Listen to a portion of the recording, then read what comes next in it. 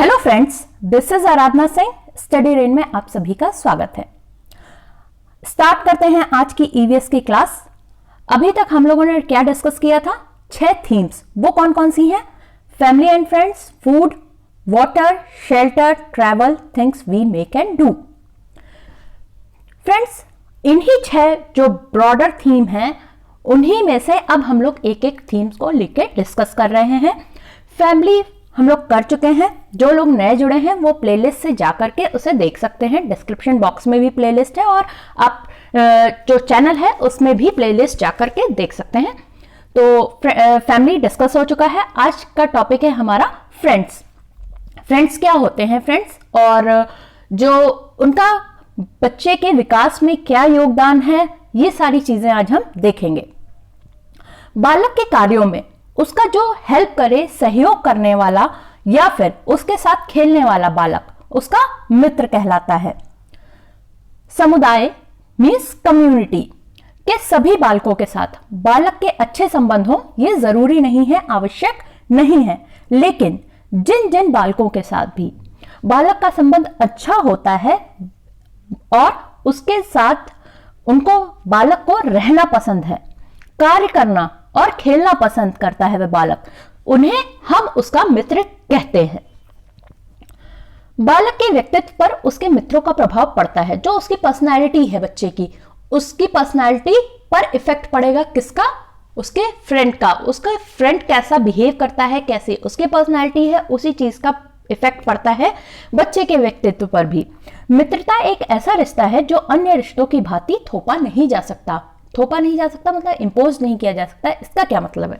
इसका मतलब यह है जैसे कि आपको बाकी रिश्ते जो मिलते हैं, आपके चाचा चाची हैं, बुआ है, मासी हैं, ये सब रिश्ते जो भी हैं, आपके ब्लड रिलेटिव हो या अदर रिलेटिव हो, वो आपको आपके पेरेंट्स के द्वारा मिले हैं। और जो फ्रेंडशिप होती है वो आप खुद करते हैं, अपनी इच्छा से करते हैं। क्या क्या चीज आप ध्यान रखते हैं उसमें? अपनी सुविधा और रुचि के अनुसार अपनी देख रेख में मित्र चुनने की इसमें फ्रीडम होती है, स्वतंत्रता होती है। आप ऐसा थोड़ी करते हैं कि कहेंगे नहीं ये वाले चाचा मेरे नहीं रहेंगे, वो चाचा रहेंगे, वो व्यक्ति जो है वो मेरे चाचा है, वो मेरी बुआ है, वो मेरी मासी है। ऐसा नहीं होता। जो हैं आपके ब्लड रिलेशन में या अदर रिलेटिव वो आपके हैं, वो आपको पेरेंट्स के थ्रू, जैसे उनके सिस्टर और ब्रदर है या जो भी हैं, सारे रिलेटिव्स आपको वैसे ही मिले हैं, दादा दादी नाना नानी। लेकिन जो फ्रेंडशिप है वो आप खुद चुनते हैं। खुद किसी बच्चे के साथ आपको रहना पसंद है, खेलना पसंद है, कोई कार्य करना पसंद है, तो वो आपका मित्र कहलाता है और वो आप खुद चुनते हैं। मित्रता एक ऐसा बंधन होता है जो लोगों के मनों को जोड़ता है।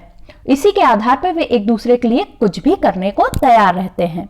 फ्रेंडशिप में क्या होता है, आप जब लोग मन से जुड़ते हैं तो क्या आप उसके लिए, जब भी उसकी प्रॉब्लम आएगी या कुछ भी होगा, आप उसके लिए कुछ भी करने को तैयार होंगे, आप उसका साथ देंगे उसकी प्रॉब्लम में। और दूसरी चीज क्या है, जब फ्रेंडशिप होती है तो उसमें क्या नहीं देखा जाता? जाति, धर्म, संप्रदाय, अमीर गरीब, ऊंच नीच, ये जो संकीर्ण मानसिकता है ये इसमें नहीं देखी जाती। ये नहीं रखती है फ्रेंडशिप संकीर्ण मानसिकता।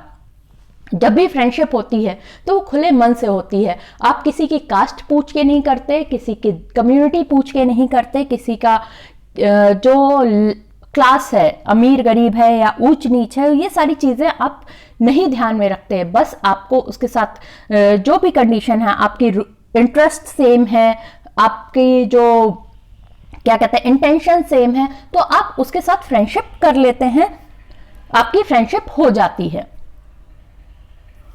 सच्चा मित्र क्या करता है? मित्रता के गुण देख लेते हैं। सच्चा मित्र जो होता है वो कुसंगति से बचाता है, मतलब बुरी संगति में जाने नहीं देता, रोकता है अपने फ्रेंड को कि नहीं उसके साथ मत रहो, वो सही व्यक्ति नहीं है, या कुछ गलत जो मार्ग होते हैं उन पर जाने से रोकता है, गलत फहमियों से दूर होता है। मतलब जब फ्रेंडशिप में आपस में लोगों में जो फ्रेंड्स होते हैं उसमें जब गलत फहमियां आती हैं तो तुरंत ही जो अच्छा मित्र होता है, सच्चा मित्र होता है, वो गलत फहमियों को दूर कर देता है, अवॉइड करता है मिसअंडरस्टैंडिंग को। प्रतिकूल समय में सहायता करता है। जब एक मित्र पर मुसीबत आती है, दिक्कत आती है, एडवर्स टाइम होता है उसका, तो दूसरा मित्र उसकी हेल्प करता है, मदद करता है, सहायता करता है। दुख में सहानुभूति दिखाता है, सिंपैथी दिखाता है, आगे बढ़ने का हौसला देता है, इनकरेज करता है। जैसे कि अगर कोई बच्चा कहीं कोई रेस हार गया, कोई गेम हार गया, या फिर किसी एग्जाम में फेल हो गया, तो दूसरा जो अच्छा मित्र होगा उसका, वो उसको इनकरेज करेगा, डिस्करेज नहीं करेगा। वो कहेगा you can do it, better कर सकते हो, क्योंकि आपका मित्र आपकी कैपेसिटी जानता है। वो जब इनकरेज करता है तो आप और प्रोत्साहित होकर और अच्छे से काम करते हो, तो आगे बढ़ने का हौसला भी सच्चा मित्र देता है। बालक के विकास में मित्र की भूमिका बहुत ही प्रभावशाली होती है, इफेक्टिव होती है। पियाजे और मीड क्या करते हैं, वो सहपाठियों के प्रभाव पर अधिक जोर देते हैं।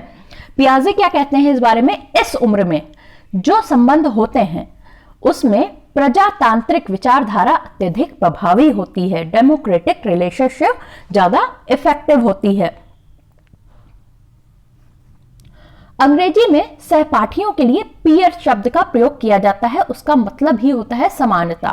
पीयर का मतलब होता है समानता, और ये जो सहपाठी होते हैं उनके लिए ये प्रयुक्त किया जाता है। इसको याद रखिएगा, क्वेश्चंस आए हुए हैं इससे कि सहपाठियों के लिए कौन सा शब्द होता है, या पीयर किस चीज के लिए यूज होता है, क्या उसका मतलब होता है। तो सहपाठियों के लिए होता है और इसका मतलब होता है समानता। एंथोनी जो गिडेंस हैं वो क्या कहते हैं, बाल्यावस्था के मित्र लंबे अरसे के, मतलब लॉन्ग पीरियड के गुजर जाने के बाद, बीत जाने के बाद, वो समय जब निकल जाता है तब पर भी एक दूसरे को पहचानते हैं और वही घनिष्ठता बताते हैं, या सेम इंटीमेसी जो होती है वो होती है उनकी। मान लीजिए जब बच्चे बाल्यावस्था में है तब उनकी जो फ्रेंडशिप होती है, आप भी याद करिए, जो आपके उस टाइम का फ्रेंड होगा उसके लिए आपके दिल में बहुत ही ज्यादा घनिष्ठता होगी, बहुत ज्यादा इंटीमेसी होगी। वो आपका सरल शब्दों में कह सकते हैं पक्का मित्र होगा। वो आपको जो अभी मित्रता के गुण बताए गए थे, कुसंगति से बचाएगा, गलतफहमियां नहीं आने देता है, ये सारी चीजें होती हैं जो सच्चा मित्र होता है। तो वही चीज वो कह रहे हैं, जब एक लॉन्ग पीरियड बीत जाता है तब भी आप जो आपका बाल्यावस्था का फ्रेंड था, अगर आप अभी भी उससे मिल लें तो वो आपको घनिष्ठता वही रहेगी आपकी। ये चीज एंथोनी गिडेंस कहते हैं। क्वालिटीज ऑफ ग्रुप, समूह के गुण क्या हैं। जब एक ग्रुप बनता है, समूह बनता है, तो उसमें क्या क्या गुण पाए जाते हैं। हम उम्र होते हैं, जो भी ग्रुप के मेंबर्स होते हैं वो सेम एज के होते हैं, हम उम्र होते हैं। बैकग्राउंड उनका सेम होता है, पृष्ठभूमि उनकी सेम होती है, जो इंटरेस्ट है, रुचियां हैं वो सेम होती हैं, अभिप्राय या इंटेंशन जो है वो सेम होता है। ये सारी चीजें होती हैं जब एक ग्रुप फॉर्म होता है। जैसे अगर बच्चों का ग्रुप बन रहा है तो वो लगभग सेम एज ग्रुप के बच्चों का ग्रुप बन जाता है, या फिर सेम पृष्ठभूमि के लोग हैं तो उनका भी ग्रुप बन जाता है। किसी ग्रुप की जैसे देख सकते हैं आप, रुचियां सेम होती हैं कि अगर उनको खेलना पसंद है तो वो खेलेंगे, तो वो उनका ग्रुप प्ले ग्रुप बन जाता है, उनका गेम्स का ग्रुप बन जाता है। किसी को इंडोर गेम्स पसंद है तो वो गेम्स में कर लेते हैं, किन्हीं को पढ़ाई करना पसंद है तो वो ग्रुप बन जाता है, कुछ किशोरों का ग्रुप है तो वहां पर ग्रुप बन जाता है। तो मतलब क्या है, इंटरेस्ट किसी चीज में उनका सेम है, वहां पर वो ग्रुप बना लेते हैं। तो ये सारी चीजें आती हैं, जहां जहां ये चीजें सेम होती हैं वहां ग्रुप बनने की प्रोबेबिलिटी ज्यादा हो जाती है। ग्रुप बनने का कहीं ना कहीं ये सारी चीजें वहां पर बैकग्राउंड में होती हैं, अगर आप किसी ग्रुप को देखेंगे। समूह को जो दो भागों में विभाजित किया जाता है। ग्रुप दो तरह के होते हैं, एक तो होता है बालकों का क्रीड़ा समूह और दूसरा होता है किशोरों का समूह। अब ये जो बालकों का क्रीड़ा समूह है वो बालक में कौन कौन सी चीजों का, गुणों का, क्वालिटीज का विकास करता है, चलिए देखते हैं। अभिव्यक्त करने की क्षमता, अपने आप को एक्सप्रेस करने की एबिलिटी आती है बच्चे में।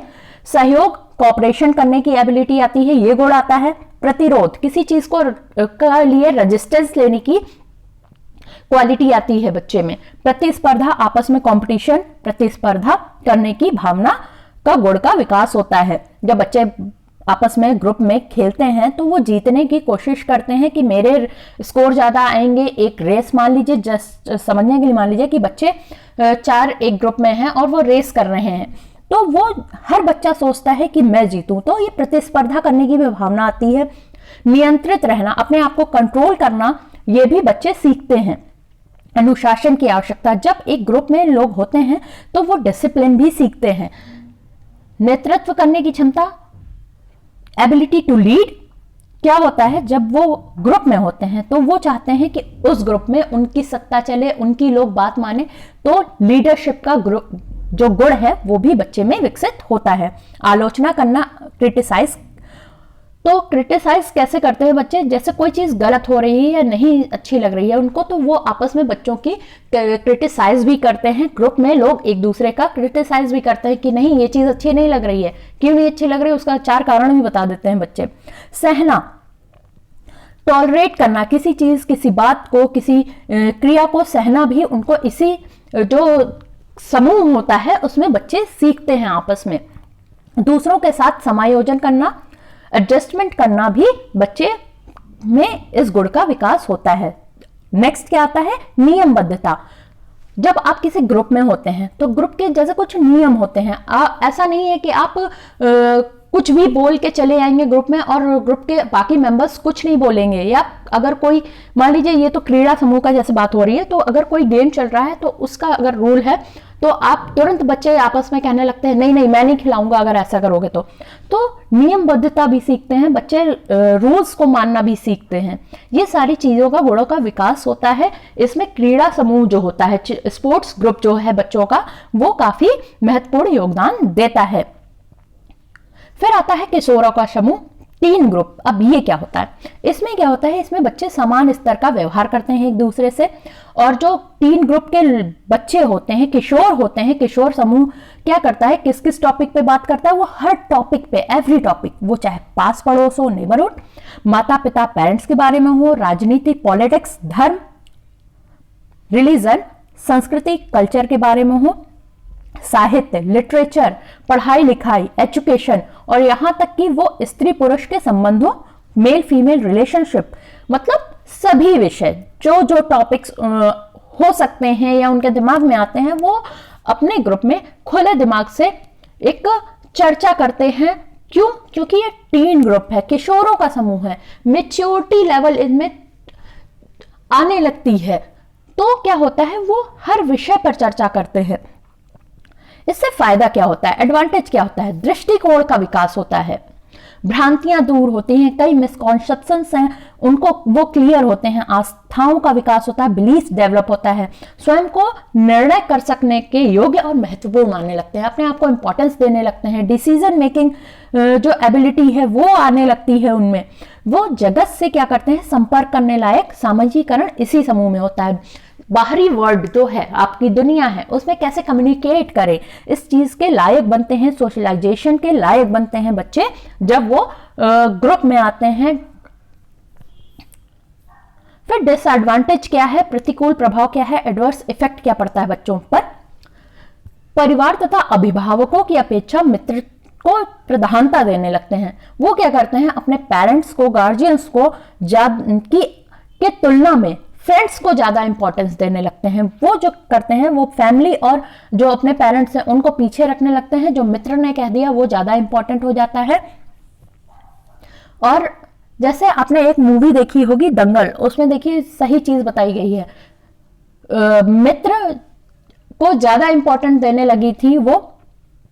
गीता बबीता वाली जो मूवी थी उसमें पहले क्या करती है बड़ी बहन, वो अपने फ्रेंड की एडवाइस को ज्यादा इंपॉर्टेंस देने लगती है और अपनी जो फोकस होता है उससे डाइवर्ट हो जाती है। ये होता है एडवर्स इफेक्ट, उसमें दिखाया गया है।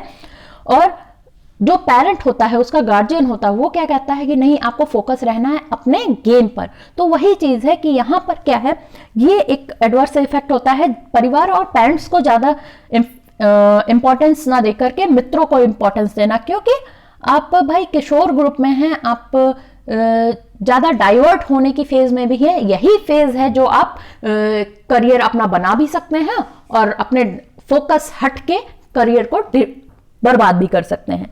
तो एडवर्स इफेक्ट यहां पर यह चीज दिखाता है। दूसरी चीज क्या है, मित्रों के द्वारा शोषण करना। मित्रों के द्वारा कोई चीज शोषित भी हो जाते हैं बच्चे, एक्सप्लॉइट भी हो जाते हैं। तो ये दोनों चीजें क्या होती हैं, एडवर्स इफेक्ट होती हैं, प्रतिकूल प्रभाव होती है। फिर अब आती है subtheme of family and friends. Family and friends broad theme है, जैसा कि हम लोग बात कर चुके हैं। वो जो 6 थीम है वो ब्रॉड थीम है, और फैमिली एंड फ्रेंड्स की सब थीम्स भी हैं।